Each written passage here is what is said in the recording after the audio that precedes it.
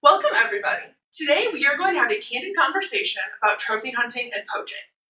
Our intent is not to condemn anybody or anybody's perspectives, but we want to have a candid, real conversation with a trophy hunter to learn about what his lived experience is. Please welcome our guests on this podcast. Hey. Could you tell us your name, a little bit about your life, and maybe a fun fact? My name is Tiger Roosevelt, and I'm from Austin, Texas. Proudly born and raised. Now, I've been a trophy hunter all my life. All my life, me and my papa, Mr. Teddy Roosevelt, y'all might know him. My papa, he would take me out and we would go hunting. We go hunting for everything. And I'm so glad that y'all brought me on here that I could talk about it. Yeah, we're really happy to have you. Could you share maybe a fun fact about yourself? Fun fact, I love Jimmy John's. I love a good tuna sandwich. To clear up any confusion, we want to clarify the difference between poaching and trophy hunting. Trophy hunting is the legal killing of big wild game. This might entail things like licenses. Poaching is the illegal killing of these big game. The big game could include anything from elephants, lions, tigers, rhinos, and so much more. All right, well, let's get into some questions for you. So you mentioned that you would trophy hunt with your pawpaw and your grandpapa. Mm-hmm. What's your connection to trophy hunting? What kind of experiences have you had?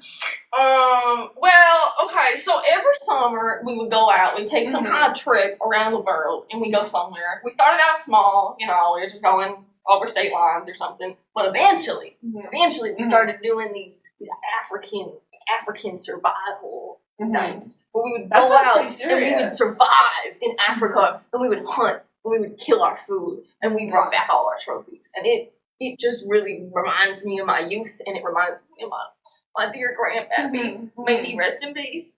May he rest in peace. I'm so sorry for your loss. It's fine. It's the circle of life, just like we all talk about, huh? Roosevelt and Hemingway romanticized big game hunting. This led to overhunting, but also the development of national parks, wild reserves, and legislation. Fun fact, Roosevelt killed 11,000 animals in one hunting trip. Nice. Something I got to pick with, you conservation wussies is I don't target just any animal. I target the old ones and the ones who aren't mature yet. I target the ones who aren't having sex. I target the ones who aren't reproducing. So I don't really see the big ones. Practice among trophy hunters is to target non-breeding males such as immature or past prime males. The idea behind this is that they're not in the breeding pool, so it has a less effect on their population.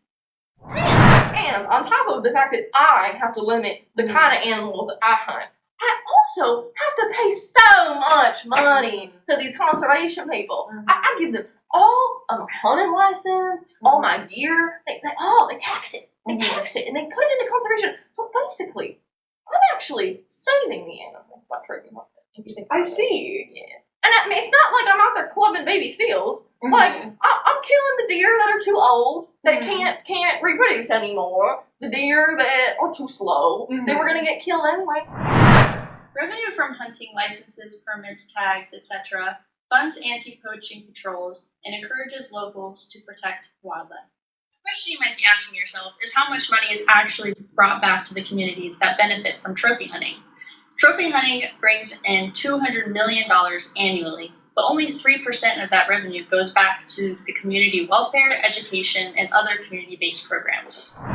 Do you feel like you see the money that you spend in taxes and hunting licenses actually go towards these conservation efforts? I mean, I'm sure they do. They're always talking on the news about new conservation efforts. I pay so much money. They're always just, you just keep wanting more, though. You never stop wanting money. And nobody else is helping. Like, nobody else is giving money. Nobody else's activities give money to conservation. So it has to be helping somehow. It's got to be doing a hell of a lot more than most people do.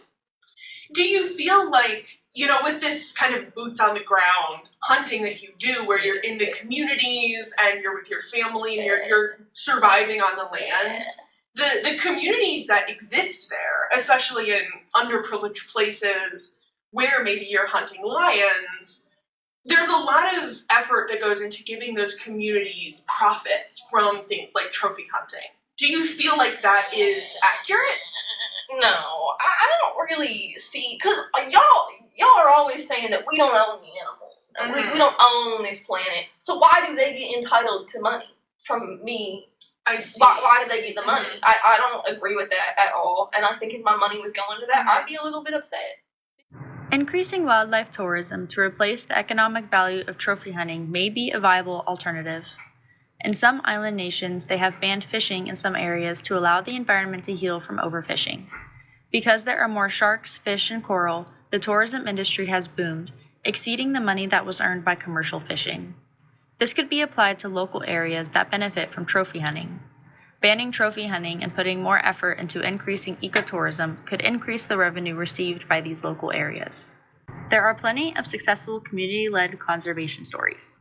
Wildlife populations in Namibia decreased significantly by the 1980s and 90s due to uncontrolled hunting by the military, poaching, and drought.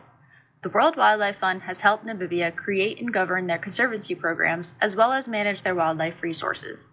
There are 86 communal conservancies that cover more than 20% of the country and include about 9% of Namibia's population. These conservancies are run by local people and offer protected areas for wildlife. They generate more than $10 million a year that goes back to the communities for anti-poaching operations, wildlife management, and education and health initiatives. These conservancies have also helped wildlife populations. The elephant population in Namibia has more than tripled.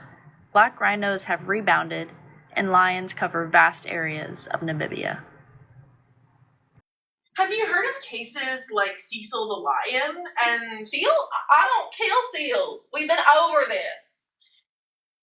Cecil the lion? Oh. Yes. So I don't know about that. Well, I'll tell you the story, and maybe you can tell me if you feel like these hunters were acting unethically in this situation. So Cecil the lion was a lion that was part of an Oxford University study, and he was of age and technically able to be hunted. But this American man came into this protected area and lured him out with an elephant carcass to an unprotected area where it was illegal for him to be shot. And this case is the most infamous case of unethical trophy hunting that's been popularized in a lot of media. And there are certainly other cases, but this allowed a lot of legislation to be made. And the U.S. Fish and Wildlife Service actually put lions on the endangered species list in order to further protect them. And this means that in the Netherlands, France, and Britain, they are moving to completely disallow trophies of lions to be brought into their countries. So I don't agree with that last part, because the thing that was so wrong about that who did that is he lured it. Real hunters don't lure their prey. We don't. That is ridiculous. That is. Can you imagine if somebody held a $1 bill on a fishing line in front of you, and then they dragged it into lava, and you just fell right in? What are we doing? What are we doing? I do not support that kind of trophy hunting. So let me make this clear. Let me make this very clear. I do not support that kind of trophy hunting. Another element to consider here is that Zimbabwe lost a lot of economic revenue because of this incident. So people who came there for tourism did not want to come here because Cecil was famous. People came to this park to see him, and then trophy hunters who would normally come there and spend a lot of money in these areas they were scared to come because they thought that they would be accused of something like this. Do you feel like that loss of economic revenue was significant to these communities? Should trophy hunters feel a responsibility to protect that kind of legislation surrounding it? Well, now, I wouldn't just say trophy hunters as a whole, because there are some good ones in the world like me. But to keep those good ones, we need higher legislation. From what I understand what you're saying is that without the higher legislation and laws, we're going to have trophy hunters going willy-nilly and baiting the animals and killing them, and then we're not going to have any animals left. So, and the trophy hunters, they'll get canceled. they'll cancel us. So we need more legislation. Mhm. I don't really want it, but we need more legislation. And clearly, if the economics are not working out for us, maybe helping this legislation will help. Ethical hunting and conservation can exist together. For example, whitetail deer hunting in Ohio has strict regulations, so it is considered to be mostly ethical and it helps conservation. Money from license and tag sales goes back into habitat restoration and wildlife management. Since Ohio's ecosystem also lacks natural predators, human hunting of deer maintains healthy populations and feeds many people. Well, thank you so much for coming and talking to me about this. Of course. Have your opinions shifted throughout this conversation? You know, when I walked in here, I would have said no. I would have said, I'm going in here, I'm going to tell these armchair activists how it is. But that Cecile story, that's really something, you know. And I just, to hunt something, to lure it, and then kill it, that is just, they are not all good trophy hunters. There are some good ones of us, but not all of us are good people. And that is what that has taught me. And therefore we need more laws and regulations in place so that way the people like me can keep doing what we're doing. And I'm going to be a little bit, keep an eye out when I'm out hunting with my friends. I'm going to be like, would you bait and kill an animal? Mm-hmm. And see what they say. Yes. And I will educate them. I think that is very noble of you. Thank you, ma'am. Thank you so much for coming on to our show today. Of course. Thank you for having me. Yes, of course. There is no right answer to this story. Here's how you can help at home. You can reduce the demand for illegal wildlife products. Choose non-lethal, ethical wildlife experiences run by locals. You can raise awareness for these issues. You could support anti-poaching organizations. Thank you to Tiger Roosevelt for participating in this conversation. And thank you to viewers like you for participating in a conservation action program in your community.